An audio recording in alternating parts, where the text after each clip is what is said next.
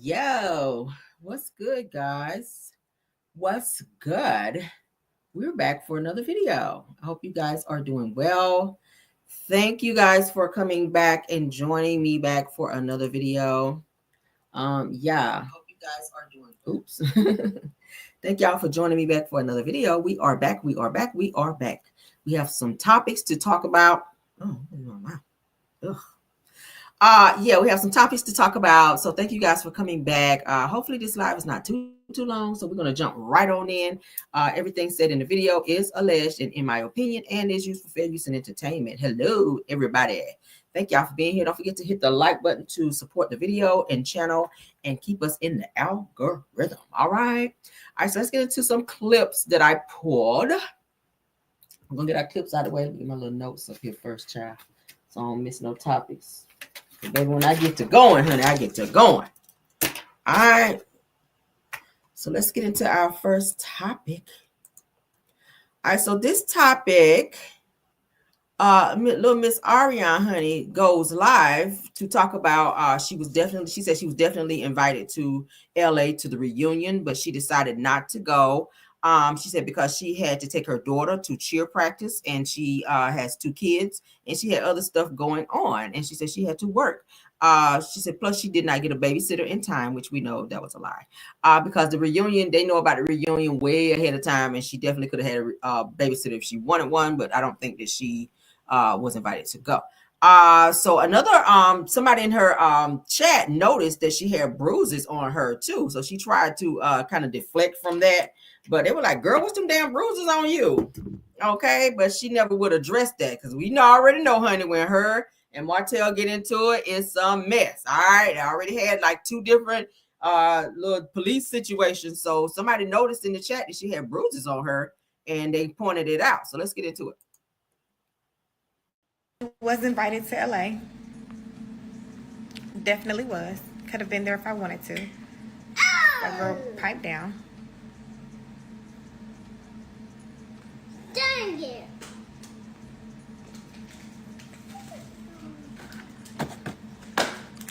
Miss, think you know, and you have no idea. Like, what?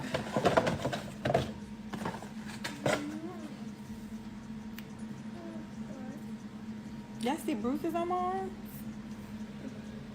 Where? I didn't go because I have 2 children and my daughter had cheer. And I need to stay here to take her. That's why I didn't go. And didn't get no babysitter ahead of time.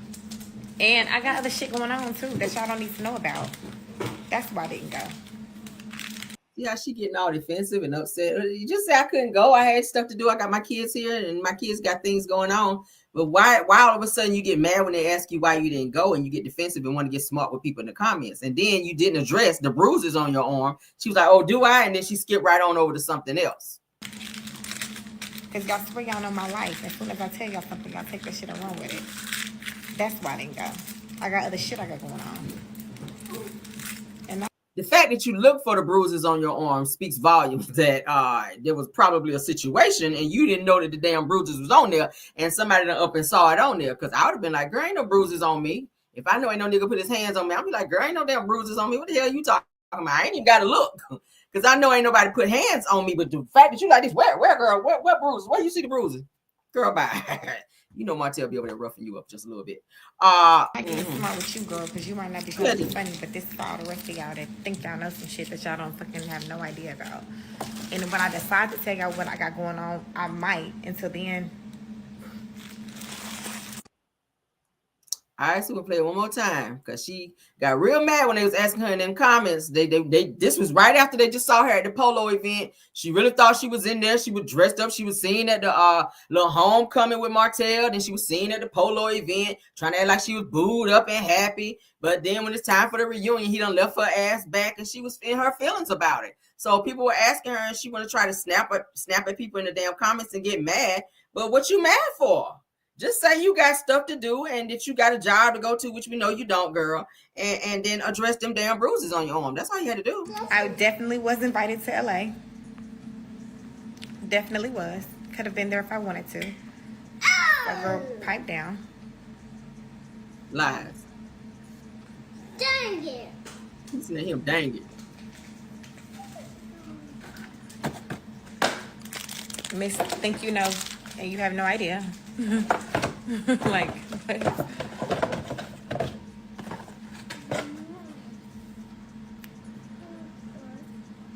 Y'all see bruises on my arm?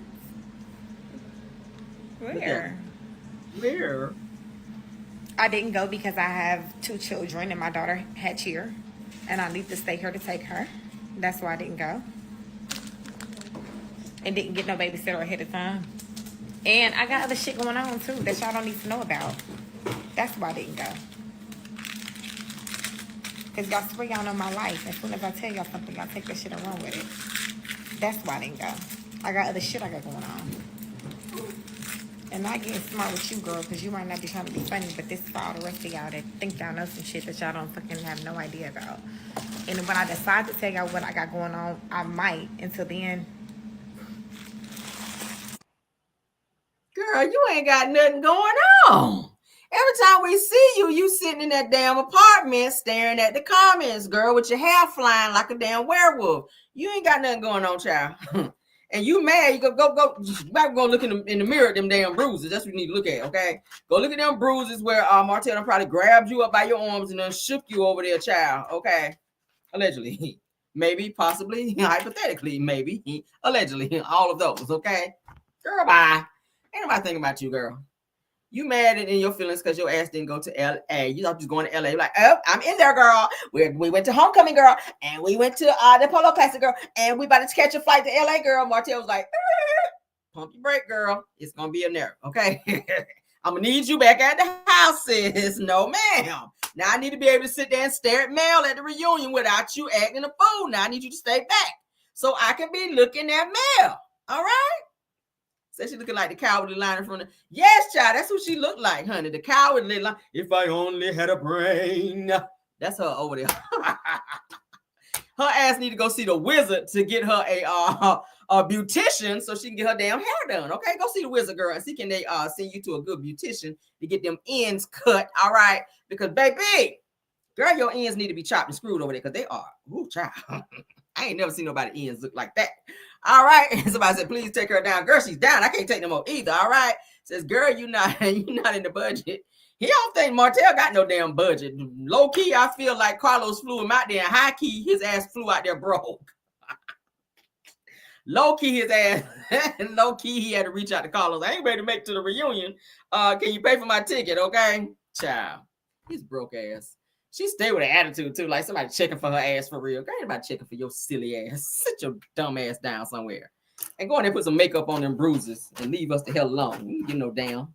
The hell you go live for? You don't want people in your business. You went live because you want us in your business. If you didn't want us in your business, you should have stayed over in your Section 6 apartment with them 2 potatoes in the pantry with them chopped up ends, okay? And them bruises on your arm, girl. Because we don't get no fucks, okay? Let's move on, child. Oh, I love trolling her. I love it. I love it. All right, so let's get into this little clip that I found. Y'all know I like to pull clips, girl. I'm the clip girl over here, okay? All right, so this little clip that I pulled where Carlos sat with, well, Martell sat with Carlos, all right? Some very, very eye-opening things. He's going to talk about, if you guys remember last season where Martell was talking about the birthday party that Mel had for Mariah when Martell popped up there, lies. There was a whole bunch of lies that he told right here. Martell is a complete liar. He says that him and Mel get along so good, child, off camera. But as soon as Melody sees the camera, then she switches it up and tries to put on for the cameras. That's what he tried to say. Sir, if that's the case, then why you keep filing motions on Mel? Why do you keep filing motions if y'all get along so well, Martell? It's weird. It's just weird. If y'all get along so good and y'all lovey-dovey and da-da-da-da, then why you stay in court? Why you stay going down there to court, child, switching down there with them tight-ass pants on, child, and them same-ass cardboard bottom because ain't no more red on the bottom. Them damn shoes they don't nobody want to see no more. All right, let's get into it. We're not going to watch this entire thing because I just only picked out the clip that I wanted to see. All right, so let's get into it. All right, let's get into it. And boom. Back together. That's been a lot of the comments that I'll get from Black women who I could be in the gym. This happened to me last week in the gym. It happens to me when I'm on a flight. when a Black woman sits next to me, she'll look at me, she'll look around, and she'll do this. She'll do this. Now look, I know who you are. I'm not gonna blow your spot up, but I love you. I love what you're doing. And can you get Martell and Melody back together? I'd be like, girl, I am not Jesus. Like, I don't have the power to do that. I said, I have learned through my conversations with Martell and Melody that it's inappropriate to say that. That is more about making sure they're happy as individuals, and whatever their happiness means to them, that's what we should aspire for. And she said, okay, but I still want you to, and I'm like, okay, fine. But knowing that, is that something you get as well when you run into fans of the show? Sure. Of course. Because I think that was some of the show's better moments when we were together, But yeah, everybody has have their own opinion on how things should go and where we should be in life. But we're just gonna live our lives and we'll see what happens as the future unfolds. That sounds good, don't it? Is that your final statement on that topic? Yeah. Have you talked to Melly about that? Yeah, nah. I think we both good right now. We're really working hard to get along for the kids right now. I think we got a lot more stepping stones to go before we even blink at each other. So I don't know. Well, look, I think I'm blink at each other. No. I'm honest by saying this. I think at the end of the day, we're all just praying for the situation because, again, there are kids involved, and at the most, we want to make sure that everybody is happy in terms of whatever that means for them. And one thing I know producing this show is the world's opinion or their thought of what happiness looks like oftentimes does not mean that the person they're wishing the happiness for agree on what that may mean for themselves, right?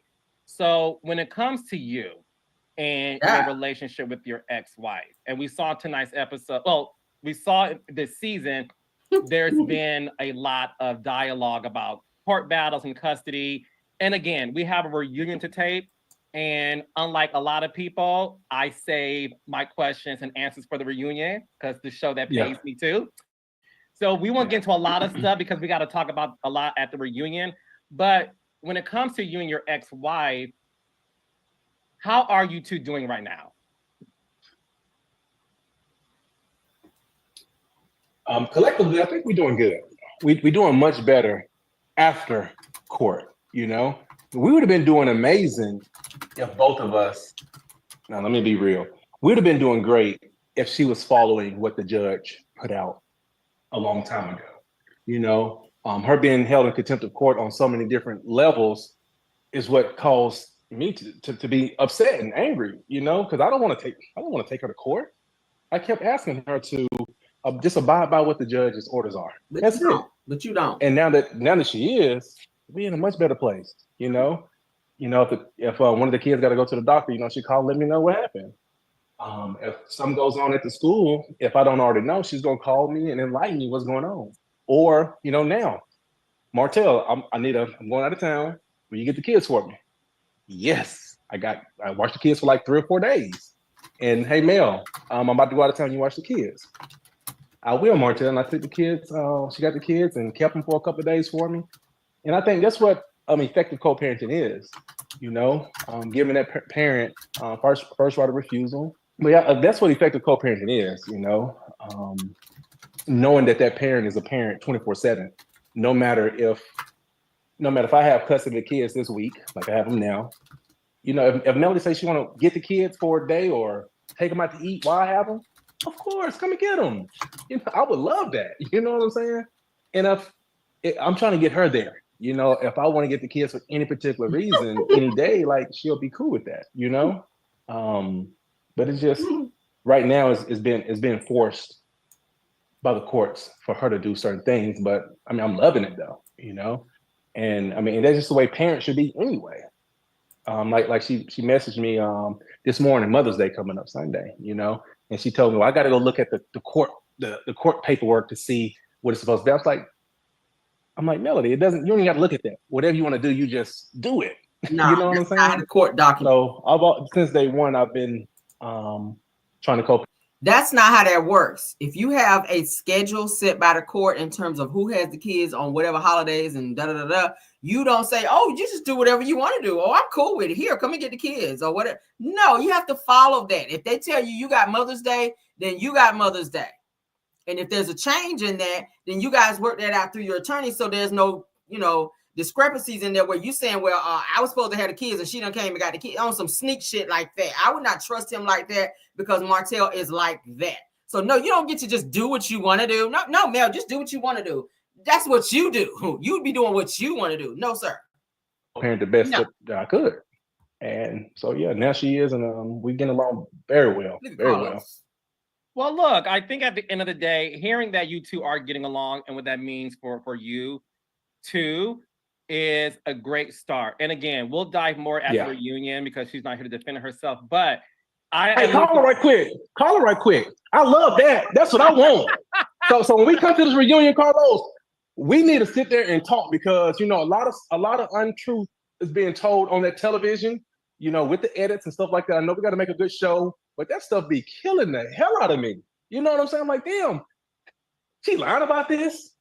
Is it aired on TV and all these millions of folks who watches it, they really believe certain things. And I hate that shit. You know what I'm saying? And like for me, it's like the court paperwork, it shows the truth of everything, Period. Who was co-parenting effectively and who wasn't. And who's trying to, to make sure everything's going accordingly. And, for the kids' sake, So yeah, so when we do, if we saving anything for, what is it, November? I don't know the exact month, but it'll be around that time. But look, I think, listen, one thing about the reunion is the fact that it is a fair ground for everybody to get things out of there. And look, one thing about... It's not fair, Carlos. Let me say what everybody's about to say. It ain't fair, Carlos. We know who your favorite is, okay? Oh, please. You side with Melody too much. Well, if you read what people are saying now, they're saying you're my favorite. So everyone thinks that. Because I guess they saw that chemistry that we had in Atlanta. Apparently, for the past couple of weeks, you're my favorite because I guess I had to babysit you to do interviews because a grown man is unable to do interviews on his own. But it's one of those things where I'm glad you're laughing because I laugh at it too. And I think listen, I love the fans. I know that they have strong opinions. I'm never, and quote me on this, I'm never going to be anybody who takes things personally because y'all don't know me personally. So I'm not going to take this funny shade about Mel is your favorite. Oh no, it's Martell. Oh, they got this chemistry. Oh, let's add this song. It was me and you got a good laugh at that stupid video because y'all attacking the wrong people because we don't care. Do that to people who's going to clap back at y'all, but But we don't listen. We don't care. Don't laugh at all. But anyway, my favorite is me. Okay. I love you all. One of the things that happened last week that a lot of people talked about was the birthday party, the girls' birthday party, and how you showed up uninvited because when I say uninvited, I mean Melody did not invite you. And apparently, again, we'll talk about this more at the reunion, but the cliff notes is she did not invite you. She said you could get the kids later. I think she did invite me because again, I don't think my daughter Mariah, my daughter is going to lie on her mom to her dad. So I think that Melody told Mariah that your dad can come. Behind closed doors, Melody wanted to tell Mariah to say that I can't. So she wanted to put in Mariah's head that your dad can come, but then still keep me away. That's how she did last year. So that's why I said this year should be my year. Mariah said that email me. I got the email. He said, "Mommy said you can come to the birthday party, Dad." And I'm like, "Cool, I'm coming." You know what I'm saying? So, I got my daughter them a gift. No, you did. And I went. I went to the birthday party, and Melody, you know, I felt if she didn't want to be there, I parked right beside her. I parked outside right there. Well, a couple of cars down. She saw me. She passed by me. The kids ran over there and talked to me. So my thing is, don't make a big scene. If you say I'm not invited, or just like, hey Martell, you need to go. She should have told me right then. Well, I parked right there beside her, you know, but she didn't.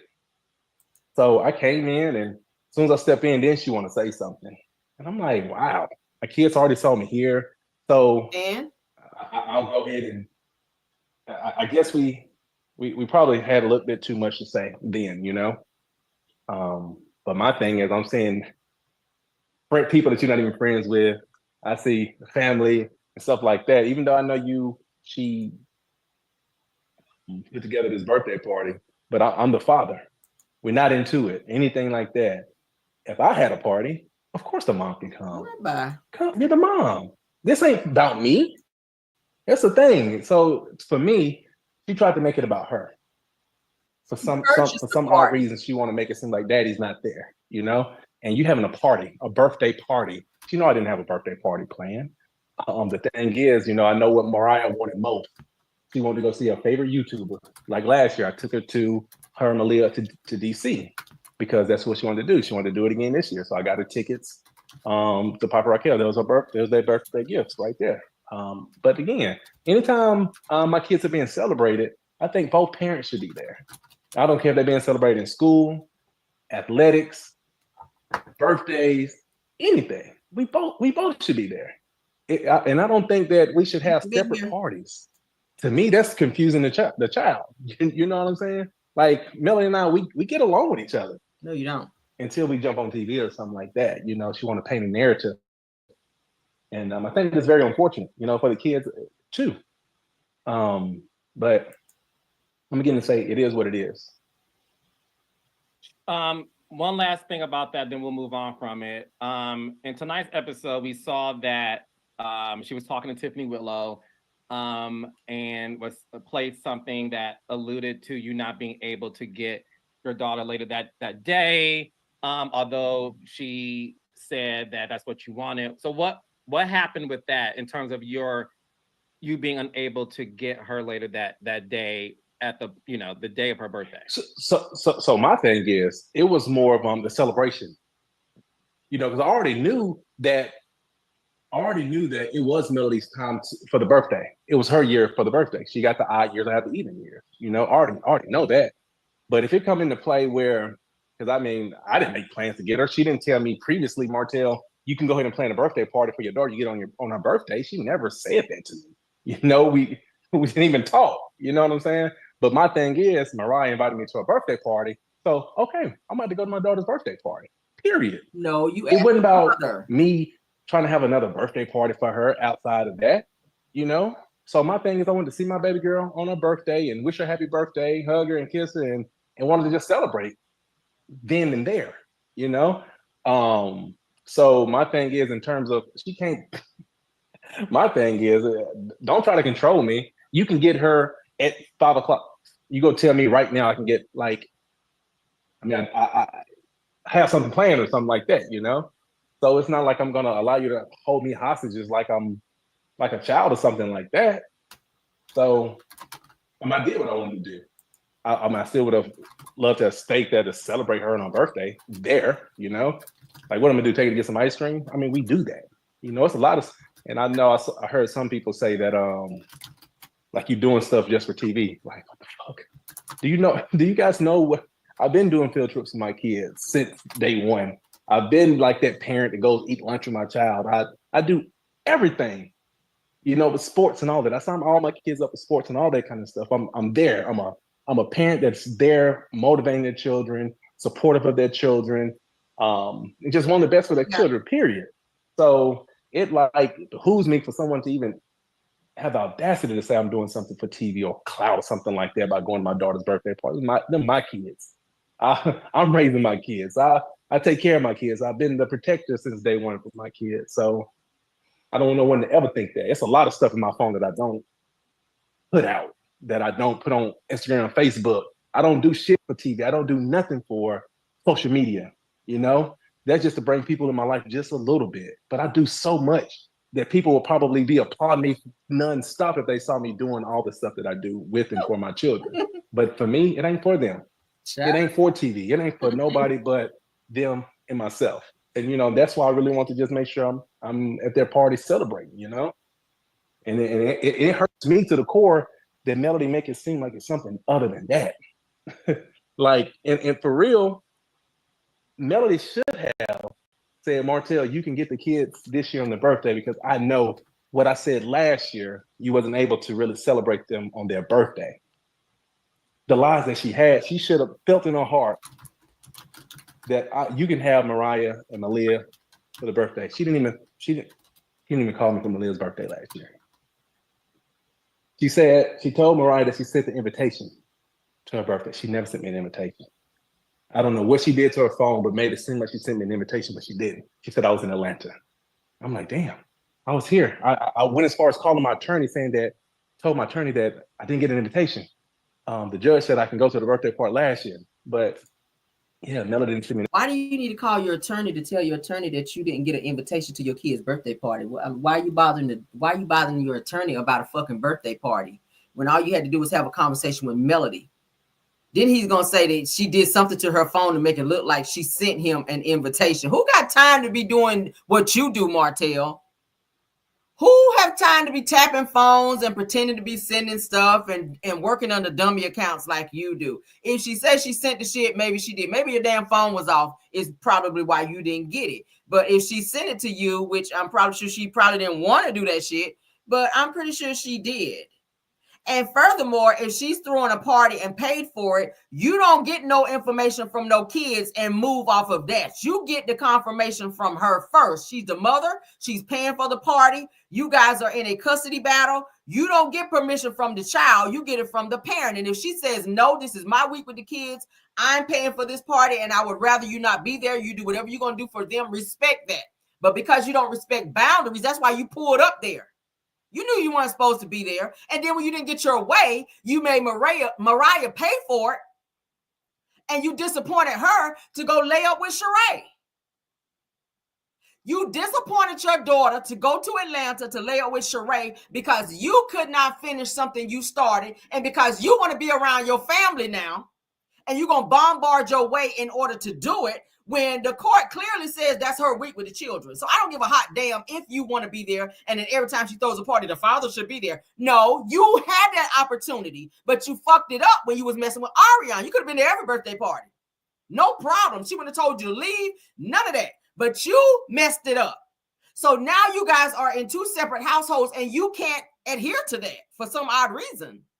No, you don't get to pop up for a birthday party. No, you don't get to pop up for a function, especially when she's paying for it. I didn't see you coming with a gift. Like you said, I came in, I brought a gift. You didn't bring a fucking gift. You came in empty-handed with your hands in your pockets with the notion of coming there to start shit. And that's exactly what you did. You were screaming in Miss Van's face when everybody was telling you to leave. You were disrespectful as hell, even to the point where Mel had to say, look, I'm going to call the police and have you removed, Martell. And that's when you really got out of control and was screaming to the top of your lungs, where your children, who you say you love and protect, were standing back watching you in that mode. The same thing they see you do when they're at your house. When you get mad, that's how you be. The same thing they saw you do when they were in the house with you and their mom. That's how you were yelling at their mom. So yeah, no, okay, yeah, no, we about to invitation to a party. So yeah, then I left. So yeah, I mean, it hurts me to the core that she even trying to paint this narrative. I hate it, you know. And then for people to be going against me when I'm opposite than what people think of me, you know, what y'all think of me. That's not me. But you know, in certain situations, do you think you're misunderstood? I'm very misunderstood. Yeah, because like right now, people be like, Martell, you just so angry. You need to go get some help. Like, no, you know, when false narratives are painted against you and people are thinking it's true, you know, it hurts me in so many different ways. You know, it hurts me with business. Carlos, you one of the people that would say, hey guys, all you guys, start a business and do this, do that. But when it comes to me, it hurts me. If Melody say one thing, like she cried, I think 2 episodes ago, talking about her trying to be a co-parent and she want to see her kids every day. I'm like, God damn. I said, she's good. She hasn't been trying to be a good co-parent. You don't want to see her kids every day. Because if she wants to, she can. My doors are always open for her to get these kids whenever she wants to. I see my kids almost every day. You know why? Because I go support them in athletics. I'll go eat lunch with them. And then my 7 days, I do the same thing. The same thing. Lunch. And court records show that I have been the co-parent that any person would want to co-parent with, period. So I don't like that narrative being painted of me. And being misunderstood, that's exactly what it is. And it's so unfortunate. And it hurts me every freaking day I think about it. So I try not to even think about it, And, I'm always there for my kids. And that's what makes me happy right there. The kids. I don't even do much. I don't go many places. I don't do much. I don't like doing interviews. I just like thinking about what you do. I'm going to continue to support my children and be there for them. Make sure I'm there at all their games. Sign them up for whatever I feel is necessary for them to sign up for. Like just now, I just got back from field day. I volunteered a few hours up there at their field day. I always want to see my kids. I want them to see me in a positive light. I want them to see me being very supportive and knowing that no matter what they might read on social media, they see who their dad really is. You know what I'm saying? And that's what I want people to know too. But I always tell people, like, if you meet me, you'll love me, And most people that meet me, they love me. But have you ever, we talked about this before. Yeah. In terms of the social media tsunami, I'll call it that, right? Of vitriol and just angst and like hatred, because one thing I know is the noise of people attacking you on social media is sometimes louder than your real life. Have you ever met a fan of the show that attacked you to your face or said bad things to you, or do you meet people who just love you? To be real, as much hatred as I've read, I would think everybody would have something negative to say once they met me. But no, I have not met a person that didn't like me. So they might dislike me online, but when I meet them, I mean, face to face, they want pictures. They go as far as try to kiss me and all that kind of stuff. And it just take it. Some people they take it too far though. Guys, we're gonna get off him because I can't take his lies anymore. But that's all we wanted to see. Just that part to where he talked about the co-parenting part and how he's very much so delulu. All right, so I'm gonna get into this other interview that I pulled because this was very interesting as well. And then we're gonna end it on this one because I'm not gonna be on here long, y'all. This is my 3rd time hopping on today, and I'm a little sleepy. Y'all saw me yawning earlier. I said, "Oh Lord, I hope I make it, Lord, through this interview." Jesus. All right, so this is going to be Sunny. Where she is talking about the girl code of it all. She is sitting with Dustin, and I did speed it up a bit so that we don't have that lagging, okay? So that it's not like a drag, okay? So let's get into it. All right, Sunny. Well, welcome to this season of Love and Marriage Huntsville. On behalf of the viewers of the show, fans of the show, we're very happy to have you and your story be a part of this cast. And we want to get to know you more. We have some questions for you today, but I want to start by getting to know you, right? Because you are a new addition to the cast. In front of the camera, we know you spent some time behind the camera. But why don't you talk to us about that, how you came to be a part of the Love and Marriage Huntsville family behind the camera up until today? Finish Ultimate, engineered for the toughest conditions to deliver the ultimate clean. Take the Finish Ultimate Challenge. Tiempo en familia. No es lo mismo si no puedes disfrutar tus comidas favoritas, pero es posible. So it shouldn't be that bad. I have been a producer and working in the industry since 2017. Okay. I spent some time in LA working on scripted projects and did several TV shows. And then I kind of worked my way over into the unscripted world, just, out networking, submitted my resume.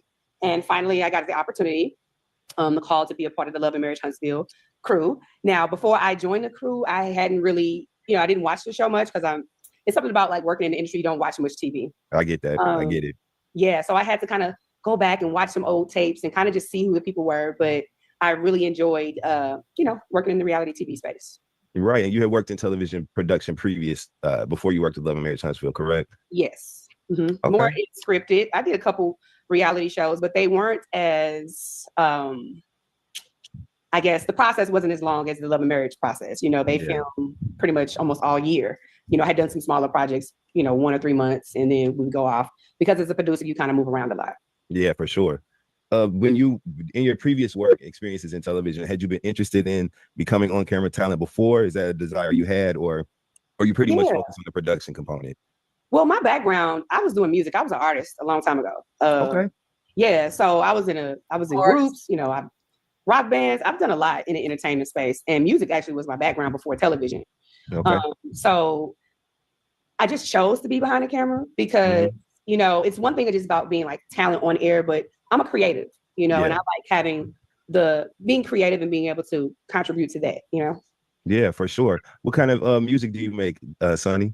I don't make music anymore. Okay. But I've made all kinds of music. I mean, I was in a girl group, which, you know, we almost had a record deal a long time ago. I've done a little bit of it all. I've done rock music, rap, but that was my history. I love entertainment. So being on camera is not anything that I'm shy to. We had a reality show deal back in 2016, but it didn't air. We had a deal with BT. So you know how that goes. I could do well either, you know, behind or in front of it. Okay. So now that you are in front of the camera, right, as part of the cast of Love and Marriage Huntsville, which we know this cast has many, many deep ties that go back far and far beyond the initial episodes of Love and Marriage Huntsville. What has your experience been like, kind of gelling with the cast or integrating into the cast? How has that been for you, Sunny? Well, considering the circumstances, it's not the idea scenario for me to come in, kind of being this person who's being side-eyed by everybody, right? It'd be different if I was just coming in and just, hey, you know, on an even keel with everybody.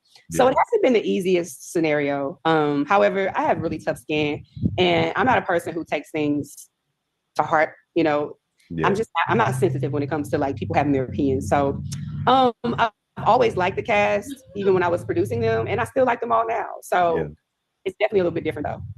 Yeah, I wonder what your experience has been like, because as you did say, this has been a different sort of introduction to this friend group that we've seen with you, but it's an introduction nonetheless. And so I just wonder what the reception had been like outside of maybe the way that you entered into the show, just as a part of this friend group, what that had been like for you with some of the cast members. But it looks like it's been heavily impacted upon by the circumstances. So let's dive right into that, right? Let's just get into it.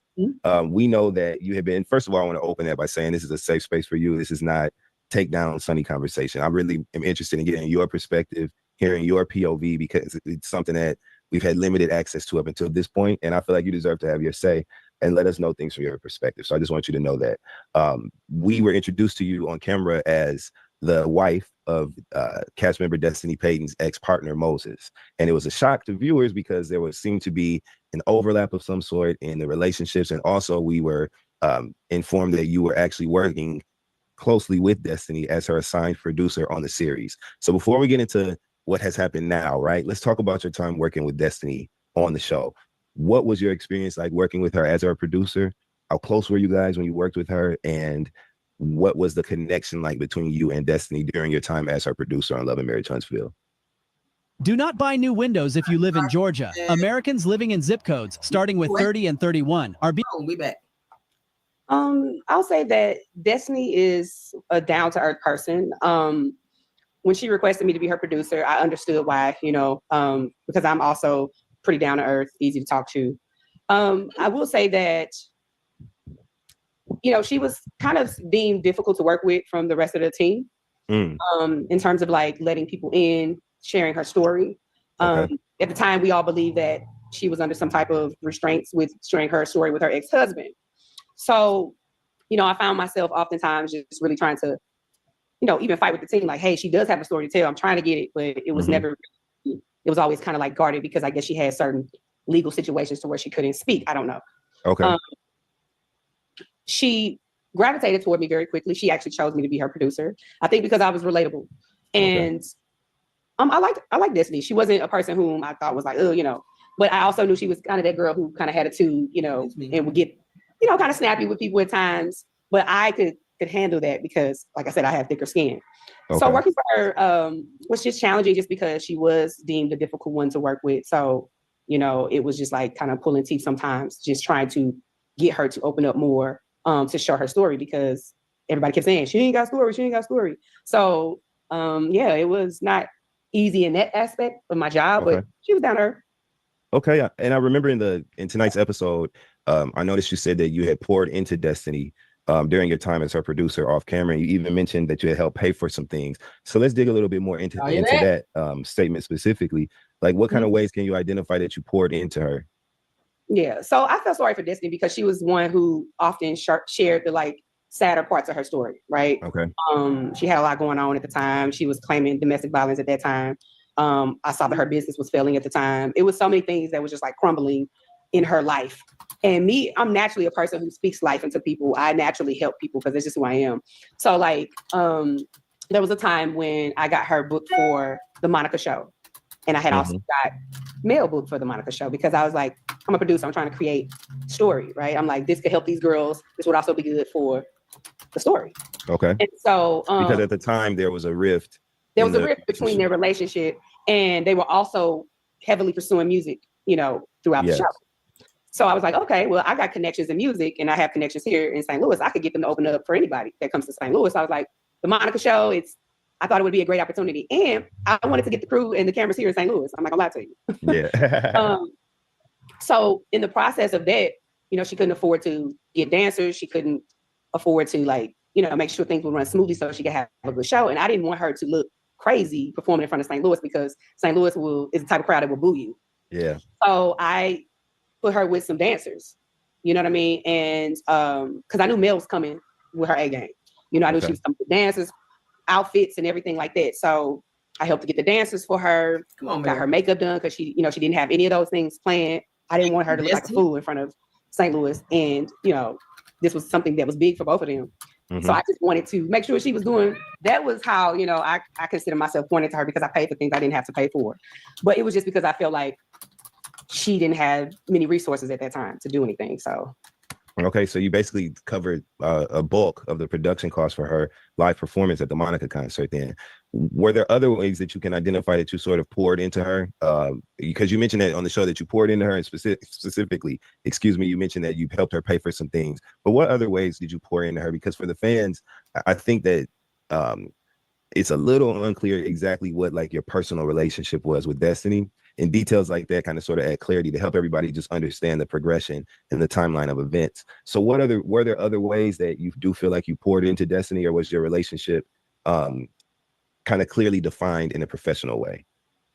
Well, for me as a producer, you talk to these people every day in terms of trying to get them to open up and tell their story. Yeah. And Destiny was in a really broken place. So oftentimes she would just, what's going on, guys? This isn't easy to say. Your mother and I think you're hooked on phonics. It's kind of not, I'm gonna say complain, but kind of just be in that space a lot. Yeah. So I'm a person who I speak life into people. So I would find myself just kind of always speaking life into her in terms of like, okay, look, you got to just pick it up and stride, keep moving. Your business is failing, but here, these are some things you can do because I'm an entrepreneur. You know, just giving her advice all the time. And to the point where she even asked me to help her manage Madani. And I was just like, you know, this is, you know, the lines were always, I think, for her, very blurred because I remember when I got her booked for the Monica show, she was so upset with me when she found out that Mel was also booked. Like, she literally stopped talking to me. And I was just like, girl, I'm doing my job. Like, why are you helping Mel? And I'm like, because I like Mel. And I'm also a producer that works for her too. Yeah. To be clear. And it was very much like, I could tell then, I was like, I'm just doing my job. I mean, you're cool. Yeah. And yeah, we talk, but I'm only here to do my job. You know that, right? So I think that from the very jump, I saw that she was like very much in her feelings on how I was talking to other cast members. But I'm like, I like them too. You know, I'm not your friend, just giving you advice. I'm your producer. Yeah. You know, and so yeah, early on, I knew that she was taking things personal in a way that was uncomfortable. Were you exclusively assigned to Destiny during your time working on Love and Marriage Huntsville, or were you assigned to produce some of the other talent there as well? Yeah, so initially I was assigned to work with Tiffany. Okay. And it was great working with Tiffany. She's a very open book. You know, you guys saw how she was on camera. She was definitely that way off camera too. She would share her story. She was very cool. And then when Destiny requested me, you kind of work with your person. Like more on a daily, but you work with all of them. At some point, like there's times when you're directing scenes and you talk to all the cast. So at some point, even though you're this person's producer, you work with everyone to a capacity. So, and we noticed that because Kimmy was saying how you have been instrumental in, you know, making things easier for her during a really difficult time on the show. We noticed that she did say that in the episode tonight. Like when we found out that Kimmy had breast cancer, we broke down, we started praying and crying together. You know, I went out my way to buy medicine, pills, water, alkaline water, delivered it to her house. These were things that I did off camera. That's just the type of person I am. If I see a need and I can help somebody, I'll help a stranger. That's just me and my way that I pour into people, because that's just a part of my purpose. And I think Kimmy knew what it was. You know, I think that we all had some type of relationship, work relationship at that point, but a friendship that, you know, people were putting on me, that's just something I don't take lightly. And I don't think that we were there yet. You know, I just only knew Destiny for a couple months. You know what I mean? So, yeah. So did you see, or were you ever like sharing space with your now husband Moses during your time as a producer working with Destiny? Because I believe at that time they were in relationship, correct? Yes, they were. Okay. And so were you ever like around Moses? Did you ever share spaces with them during that time while you were working as a producer with Destiny? Sure. So there was one time that we were in the same space, like when we were to talk or be around each other, but it wasn't much conversation going on. It was she had a birthday dinner in St. Louis, because when you're working on the show, you have different breaks. And so while we were on break, she came to St. Louis and she was like, "Hey, come to my birthday dinner. It's at this place." And I was like, "Okay, cool." And so I stopped by. Again, this is me still trying to build that rapport, because as a producer, you have to build a rapport with them. In order for them to feel like I could talk comfortable. So I'm like, okay, she invited me to her birthday dinner, sure. And he was there. That was the first time that I'd seen them in the same space. And I knew some people there because, again, it was in St. Louis. So this is pretty much, that's my city. So I knew a couple people at the table I was in conversation with. And that was it. That was the only time I was in their space together. I know she has made it sound like it was so many times, but that was the only time like we were sitting around, able to be in contact and talk. So yeah. Okay. And during that one time when you were at her birthday dinner, were you like in conversation with Moses? Did you guys just say hi and bye, or what was your engagement like during that time with him? Yeah, it was really hi and bye. He was a very standoffish kind of guy. He's not a very talkative guy. He seemed very reserved at that time. So the most I remember saying is, "Hey, how you doing? All right, see y'all later." And that was it, because I knew a couple of the people that were there who were from St. Louis and was just in conversation with them, you know. More focused on that. We didn't really talk. Like I didn't know much about Moses, didn't really talk to him at the dinner party, and that was it. Okay. And so per what we saw on the show, we know that you ended up like running into Moses at another function locally in St. Louis, where you guys did kind of like say hello to each other. What was that? Talk to us a little bit about that moment, because I think for a lot of people, it's a lot of overlap and gray areas. I would love to just kind of shine some light on now to have people get a more clear understanding of who Sunni is, right? Because I'm sure you want certain things attached to your name that may not belong there, and I'd love to just give you an opportunity to just add some clarity for the viewers. So when it comes to the when we arrive at the point where you guys did run into each other socially in St. Louis, what was going on were you still working with the show at that time? Were you in conversation and communication with Destiny at the time? Just give me a general overview on what was going on at that moment when you did connect with Moses. So I was still working on the show at that time. This is all in the time that I was working on the show. There was a family gathering, a very small, close-knit family gathering. Like my father was there, all of my cousins was there. I had some first cousins there. Like, so it wasn't like a open to the public event. And so he came in, and as soon as I saw him, I'm like, "Oh, that's old boy, Destiny's boyfriend, right?" So I hit her up because at the time, like I said, we were still working on the show. And I'm like, "Hey, I just seen your guy." She was like, "Oh, okay, that's what's up." And he came in, it was a brief conversation, because I think I called her and was like, "Hey, here go your boo," because you know, it's this type of, I saw him. I think I even showed him the phone or whatever, and he spoke to her and he left, because he was very much in and out. So it wasn't like we stayed there, hung out, chatted. I called him over because I had her on the phone, and I was like, "Hey," and it was like, "Oh," and it was like, boom, he kept it moving. So again, we didn't really have much conversation then, because he's a very standoff kind of guy, and I wasn't really tripping off of him because, again, that was someone's boyfriend at the time. And you know, I know that these lines seem blurred because of the perception she's put out there, but again, this was in 22 while I was still working on the show. Yeah. And that was the point where you all first actually basically met outside of the company of Destiny or anyone else. Okay. It was a chance meeting at your family gathering. Yes. Okay. And that's where the cousin comment came in. If you or a loved one ever use Depo-Provera, listen up. New research suggests an increased risk of brain tumor. All right, we're back. That's where the comment came in, because it was like, I was like, shoot, this is the first time I've seen this dude outside of her at my family function. I was like, we peoples. You know what I mean? In St. Louis, we say that. Like, that's my people. When they're so close with your family, because it's like, oh, I have a connection. Like, literally, he come to find out later, I didn't notice at the time, that he grew up with my whole family. Like, wow, okay. They're almost more like cousins. You know what I'm saying? Like, he literally grew up with these guys. And so that's when I was like, oh, that's my people. You know, and I think she took that as like, y'all cousins. I never, claimed this guy was my straight blood cousin. I just said, that's my people. So he's here at my family gathering. That's what we say in St. Louis when you got some connection. So yeah, the cousins. I get it. Yeah. So did you see him again at any other family functions, or that was it. So the next time you saw him is when you all formed a different type of connection? Was a year later. It was a year after that family event. Yes, the next year. So that was back in 22. Okay. Most and I saw each other July of 23. Okay. And that is when you all had made a connection. Now, what was the status of his relationship with Destiny at that time? I really didn't know, because at that time I wasn't really talking to Destiny. I wasn't on the show anymore at that point. Okay. And then when I saw him, it was again through my family. I was literally in the car with one of my cousins, and he walked up. We were in their neighborhood. He walked up to speak to my cousin. He spoke to me. I was handling some real estate stuff with my cousin, and he was like, "Hey, I do real estate. I got a couple properties I'm working on. I'm about to start doing some building." He was like, "I'd love to exchange numbers and just network with you on that." I was like, "Okay, I do business. If it's a client, they're cool." So when he first approached me, it wasn't even like, "Hey, baby, I want to get with you." It was more like, "You do real estate. You're here with your cousin right now, dealing with real estate. And the cousin I was with was one of the ones he grew up with. So that's when he got my number. That was in July. So it wasn't like it was even a dating thing at that point. So I didn't say, "Hey, are you with Destiny anymore?" And at that point, Destiny and I weren't talking on a regular basis. Because you were no longer working together in the capacity of talent and producer, correct? Correct. She had texted me a few times. There was a few times she texted me, like my birthday was in July. So she had texted me, "Hey, happy birthday." I was like, "Thank you," So we had a little bit of transaction there. At that point, I don't think she was back on the show. I think she might have been trying to get back on the show, or not on the show either. So there was a little bit of chatter there, but it wasn't like we were on the phone, "Hey girl," checking in every day. Like, I can count on one hand how many times I talked to Destiny on the phone once I left the show.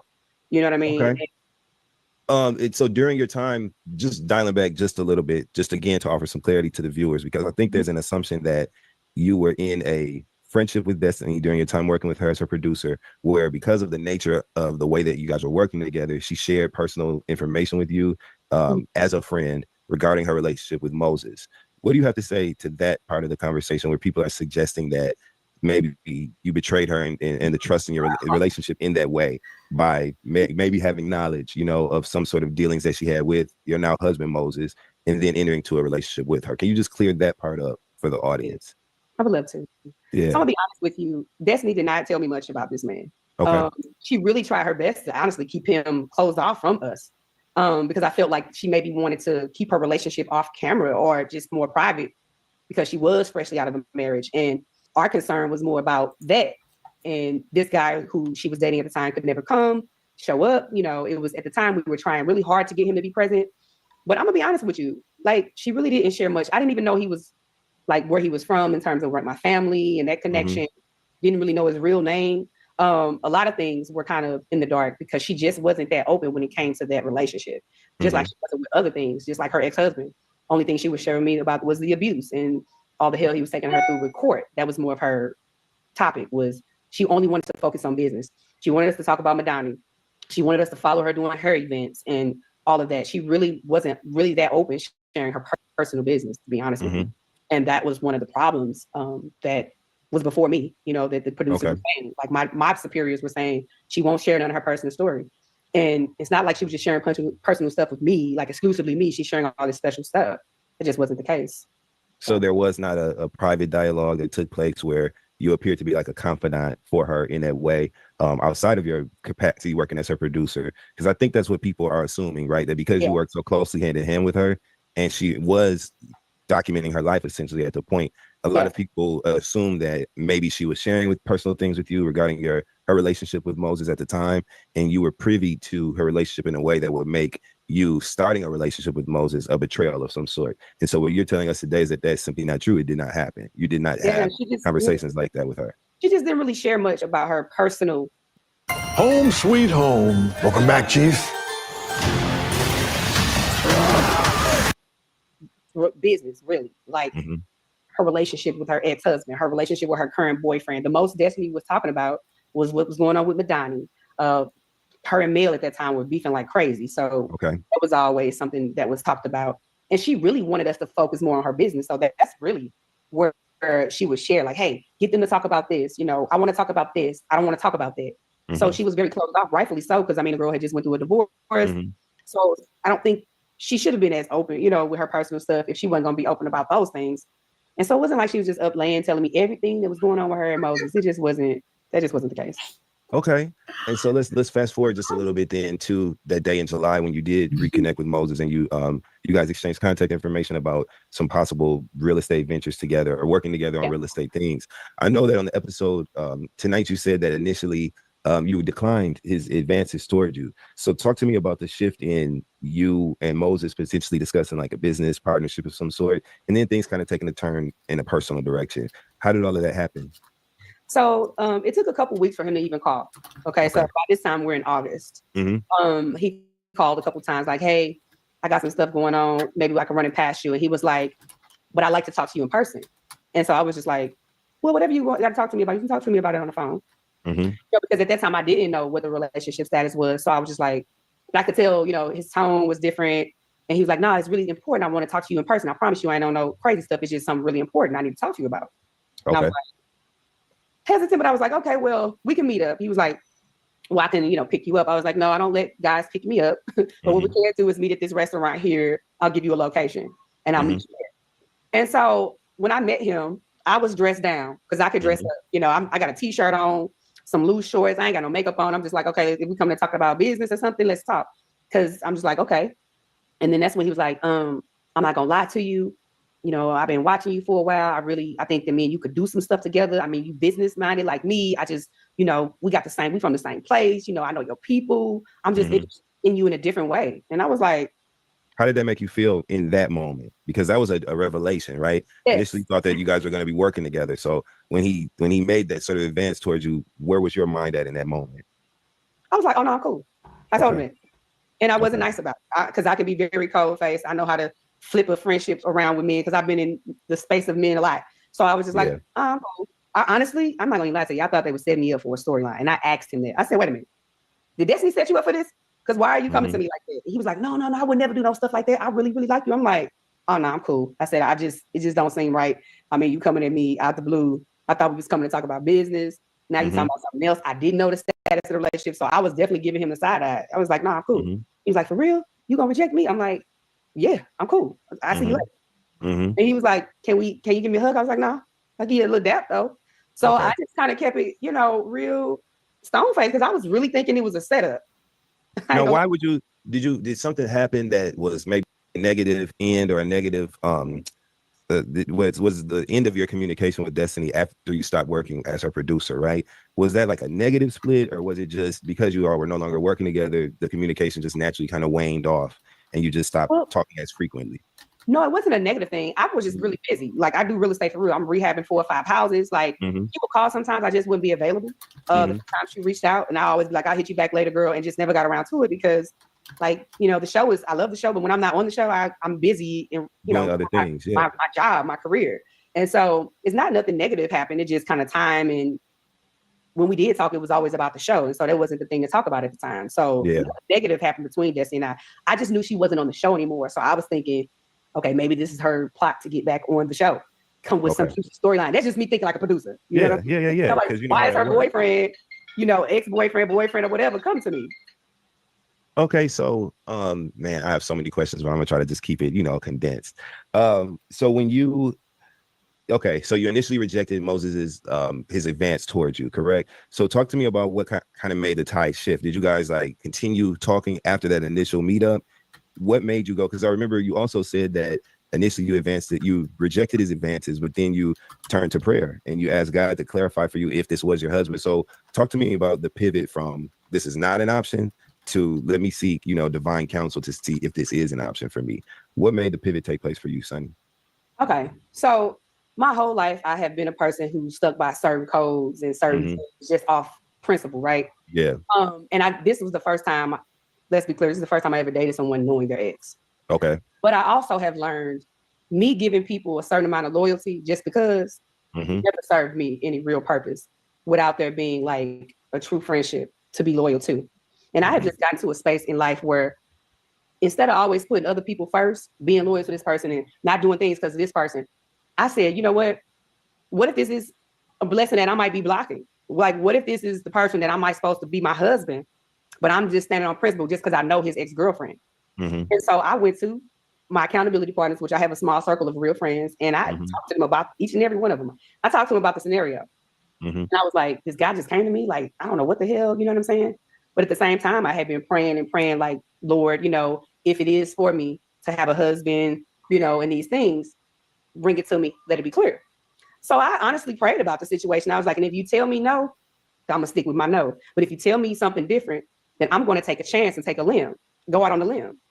And literally, like, after talking to my friends, they was like, well, we don't even know her. So she, you know, she ain't your friend, you know, they like, you know, you just knew her from work. It ain't no big deal. Like, you know, she do the same to you, you know, da da da da. And I'm like, okay, well, still, let me just pray about it. Let me just see if it fits right.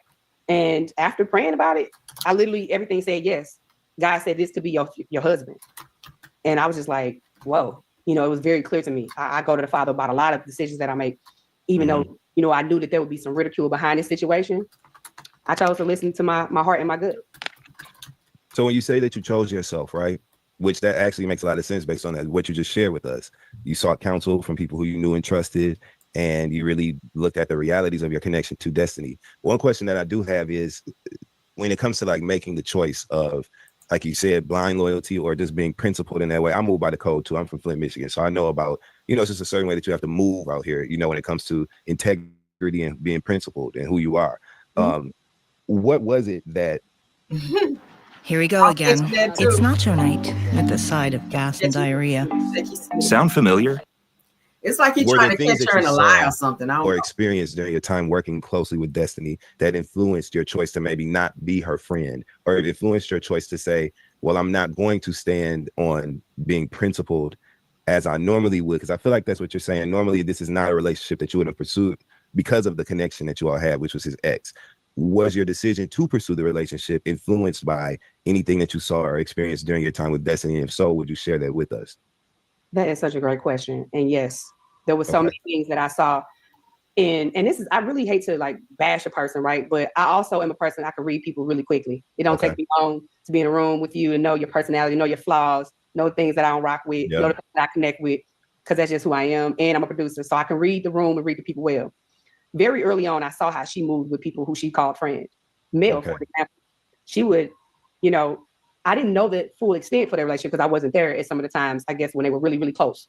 But I was there doing the breakout. And I judge friendship too, even when you break up, right? How do you handle a person when you break up? When someone is so quick to spread the bad things that this person done about who she slept with, how terrible a person she is, literally like giving me people to call who could bash her, you know, how her handle Mel like that, knowing that she had told me Mel had given her money and been there for her, and the same token was there for her and this and that. I'm thinking like, why would I be so quick to call you my friend? And this girl has done things that most friends don't do. I don't know nobody going around handing out $5,000 and helping people pay bills and calling you every day, checking in. And so the way she handled that friendship, I took heed to that. I'm like, you'll do me the same way. You know, if we get into it, what's going to be the difference from somebody who has been your friend for however many years? I've only known you for a few months. And yet you telling me all the dirt you can on this girl. And I don't even know you like that. So I just don't, I'm not that naive. I look at everything for what it is. And when I saw how she would handle that person just because they wasn't cool no more for whatever reason, see, I don't do that. If we fall out, I ain't finna go around and bash and spread all your dirt just because I don't like you no more. I can still wish you well. You know what I'm saying? I'm not gonna sit here and tell all Destiny dirt or the little dirt I do know, because guess what? I still wish you well. But when I saw that, I'm just like, I don't need no more iffy friends in my life. The people that I'm rocking with 20 years, we solid. And that definitely played a part, because I was just like, what kind of friend am I really missing out on? You know what I'm saying? And I'm gonna be honest with you. Destiny's a cool girl, but I never seen her pour into nobody else. I've always seen her just kind of be the person waiting to receive something. I've seen certain other people pour into people. I see Mel pouring into her friends and sharing her platform and bringing opportunities, but I didn't see that. I don't need no more people that ain't pouring into my cup, because I pour in the cups. Yeah. I'm looking for some refills. Come on, cook. That is funny. I guess, okay, so I'm trying to ask the questions in a way that does not, this is not about bashing anyone else, as you said, and this is not also about speaking negatively about something that is beautiful for you. This is your relationship, your marriage, your family at this point. And so I don't want to focus on elements of it that may not be, you know, as positive, but just again, to kind of clear the air, you know, for the viewers, and that we can now understand you and connect with you, right? Since you're a part of this cast now. Yeah. So when you said on the, when you were at Carlos King's live podcast show, which I hope everybody gets their tickets to his upcoming shows as well. But when you were at the live podcast show, you said that, and Carlos mentioned that Moses didn't show up at the reunion with Destiny when they were dating. You mentioned that, I think the quote was something like, you show up for the ones you need to show up for, or something like that. Yeah. What did that mean, Sunny? What did you mean when you said that? I ain't gonna lie, that podcast had me on one, because I don't really like people coming for me, you know what I'm saying? Because I really ain't that girl, but I also ain't the one to be played with. Yeah. And so what it meant was, the moment that I did start dating Moses, he was speaking marriage into our future. He was saying, "You're my wife. I want a family with you." It was never no, "Oh, we just messing around, just be messing around." And so he saw those things that he needed to see in me, right? And I saw those things I needed to see in him. So he knew very early that I was his wife. I mean, we dated for a few months, right? Not even 6 months before we became married. Husband and wife, yeah. Right. So, and I do know I'm who I am, you know, in life. Besides being a producer, I know who I am. And so he clearly knew who I was.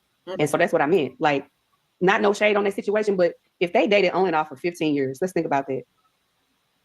There was never any, like, they could have been got married. They both was married at some point within them 15 years, right? Period. They both had that opportunity. So I feel like it don't take a man that long to know if he really wants somebody. So he showed up for the one he wanted to show up for. That's exactly what I meant. Okay. And so just to add again clarity, that's the theme of this conversation, huh?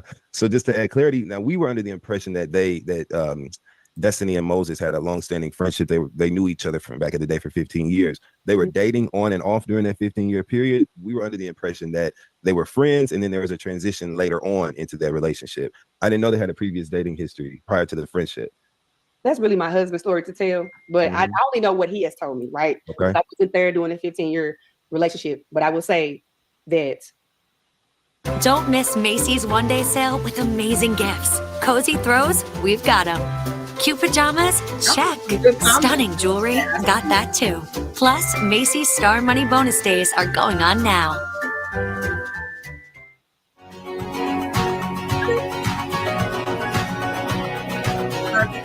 Guys, we're getting through. We're back. It was more than friendship from jump. Okay. And from jump. So yeah, they were doing what grown folks do from the jump. Okay. What was it that made you and Moses decide to just get married and not necessarily have an engagement or spend more time as boyfriend and girlfriend, but make the transition into husband and wife? What influenced that decision for you guys? You know, as an adult, you know, you get to a point where you've been in and out of relationships. You know, he had been in a marriage before. You get to a space where you know what you want. Like, there's no confusion. You know, we have similar goals. Our goals lined up. Our spiritual lives lined up. Our personalities lined up. We both didn't have any children. And then the closeness of our family, once I really started to see how close he was with my family, that lined up. You know, the closer I got with my cousins, the closer he was around. It was just like, it just made sense. Yeah. He really is my person, and we really were just a good fit. Like, we like the same things, you know, we do the same things. It was just like the moment that we decided to commit, we were together every day. It was just like something that just happened. Really. Organically. Like, from the time we got into a committed relationship, we were together every day. And so why is Letitia calling your behavior trifling? What do you think motivated Letitia saying that you getting in this relationship with Moses, or her equating the story of you all, you know, getting together with trifling behavior? And how did you feel about her saying that to you? I think because she's Destiny's friend, right? And so Destiny's coming from a place where she's hurt. And I think at this point, you know, she wants to make it seem like, and I can see how she would think that, oh, they had to have been eyeing each other while I was working, and it had to have been the whole time, but it just wasn't that. You know, I really did keep it professional when I was in her man's space. He ain't the first nice looking guy I've been around in this industry. I've been around actual superstars and not have to give him an eye. So I think Letitia being a friend to her is just feeling like just taking her side of the story without even really knowing it was a year later. And, you know, that whole girl code thing, not messing with somebody that you know. But it's like, if you do that, girl, you can't mess with nobody. Because I know a lot of people, right, in this industry. And if you start sticking to these fake girl codes, I just didn't consider her a friend like that. I mean, let's just be real. Like, she wasn't my friend. Now, if she thinks that I was her friend, that's different. But she wasn't mine. So the codes that I didn't break no codes, I'm honoring God's code. Wow. Okay. And so if Destiny had been your friend, what you're saying is that it would not have been an option for you to pursue not at all. relationship with her ex. Yeah. Not at all. If any one of my friends' exes can't even talk to me. I don't care if it was 10 years ago that they dated. He can't talk to me. Right. Because they tried, you know, my real friends. And so I'm like automatically no. But again, there was some things that I saw in Destiny that I just didn't think that there would be a great friendship for me to honor and to have and to be like, this is my friend, seeing how she moved. Yeah. Her real friends. Like, nah, like. Well, I tell you what, Sunny, we're definitely looking forward to seeing the rest of this story play out. I'm definitely glad that you had the opportunity to tell your side of things today. You never know what can motivate a person's choices until you ask them. And so I think that we did offer some clarity to your story today. I'm definitely looking forward to learning more from you and getting to see the totality of who Sunny is on screen. And, you know, I wish you the best with this season. Is there anything that you want to say to the viewers or to the fans before we get out of here? I do know that the fan base from Love and Marriage Huntsville is fiercely loyal, and they are very passionate about the stories that are being told. So is there any way that you want to encourage the viewers to receive the story this season and coexist with each other down there in them comments, because they go to war? Okay. Yes. What do you have to say to the audience? I just want them to say that there's always more than one side, right? There's 3 sides to a story. And I also want you all to hear my husband's side of the story, right? And to not just be so quick to judge a book or a situation off of someone else's story, and just see the full totality of the situation. And that's all I got to say. It's much more to me than just the man I married and the girl I used to produce. So, yeah. All right. Well, thank you so much for your time today, Sunday. I'm sure we'll probably be catching up again before this season is out of here. So, alrighty. Yeah, thank you. Looking forward to chatting again. All right. All right. Thanks for having me. No problem. Did y'all enjoy that interview? I don't know why I felt like some of the questions were a little one-sided. I feel like he kind of stayed on the Sunny and Moses issue a little too long, because like she said, there's lots of other sides to her and other things that he could have asked. But I do feel like y'all kept hearing his phone going off and pinging. I feel like Carlos is probably feeding him questions. Say, hey, ask her this. Make sure you ask her this. Make sure you ask her this. Because he kept looking down at his phone. Then he'll look up. Then he'll look up like he's like thinking of something when you already have it in your mind because you just read it. I picked that up. But it was a good interview, I think. Sunny held her own, as she always does. Yeah, I enjoyed it. So we got one more piece of the puzzle that we got to look at before we go. This Trish thing. I almost got out of here without doing it, child. We got to get into Trish. Y'all know Trish, child, got caught lying. She got caught lying over there. Okay, so we're going to play this clip where she got caught lying about her situation with Martell. She says that Martell came to her house to work out with her. And then, of course, y'all know they were on a girls' trip. She had this conversation at the table with Mel and them, and then she admitted that she lied. But then Martell made it very much so clear that he and Trish never worked out. Like, it was never that. So, but Destiny had already made it very clear as well a little bit back that all of Martell's female friends and acquaintances, that he always sleep with them. So I don't know why Trish felt the need to lie about that, because now it makes it look like you were over there trying to get some of that hook and curve. That's what it gave. But let's go ahead and look at this. Place with the whole you and one of our ex in the whole DM situation. So you talking about Martell? He said he wanted to work out. Of course, it's Martell being. He DM'd you and said he wanted to work out. He did. He said he wanted to work out. So let's work out. At that time, I was training male and female. Martell said, "Okay, let's meet up at his house. Let's work out." We was gonna meet up, go work out. I want to say this. When we were at the gym, me, you, and Destiny, I told you what he said. Yeah. You adamantly said it's not true. Yeah. So are you saying now it is true? Well, yeah. I left it out for a reason. So you just lied in order to protect what it could have seemed like? Pretty much. All right. So she said pretty much. She pretty much lied. Okay, let's play one more time for the people in the back. All right. Ooh, child. She said, yeah, I pretty much lied. Yeah, that's kind of how it went down. Yeah. What took place with the whole you and one of our ex in the whole DM situation? So you talking about Martell? He said he wanted to work out. Of course, it's Martell being. He DM'd you and said he wanted to work out. He did. He said he wanted to work out. So let's work out. At that time, I was training male and female. Martell said, okay, let's meet up at his house. Let's work out. We was gonna meet up, go work out. I want to say this. When we were at the gym, me, you, and Destiny, I told you what he said. Yeah. You adamantly said it's not true. Yeah. So are you saying now it is true? Well, yeah. I left it out for a reason. So you just lied in order to protect what it could have seemed like? Pretty much. But my thing is, if nothing happened, then why did you have a need to lie about it if nothing happened? All right, so now I'm going to go ahead and play the clip where Martell pretty much said, hey, yeah, no, that shit never happened. I didn't go to her house to go work out. It was never that. All right, let me get that pulled up. That's what Martell said. You said you went over there to work out.